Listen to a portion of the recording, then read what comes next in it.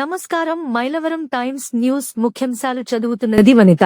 ఎన్టీఆర్ జిల్లా మైలవరంలో భారీగా గంజాయి పట్టుబడింది. గంజాయిని తరలిస్తున్న 6గురిని అదుపులోకి తీసుకున్న పోలీసులు నిందితుల్లో 3 మైనర్లు ఉన్నట్లు తెలిపారు. వారి నుంచి 22 కేజీల గంజాయిని స్వాధీనం చేసుకున్నారు. దీంతో పాటు నిందితుల నుంచి 5 బైక్లు స్వాధీనం చేసుకున్నట్లు వెల్లడించారు. పట్టుబడ్డ గంజాయి విలువ 88,000 ఉంటుందని వివరించారు.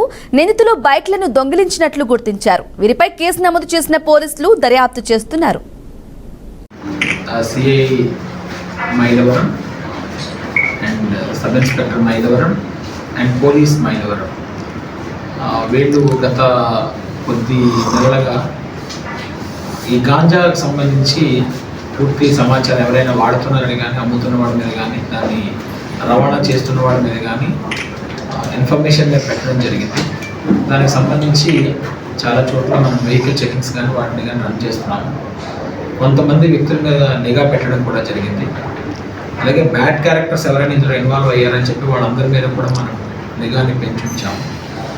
ఆ ఇన్ఫర్మేషన్లో భాగంగా ఈరోజు మార్నింగ్ తిరుపూర్ రోడ్డు దగ్గర మనకు అందిన సమాచారం మేరకు పోలీసు వెళ్ళి కొంతమందిని అప్రహెండ్ చేయడం జరిగింది. ఇన్ఫర్మేషన్ మీదకి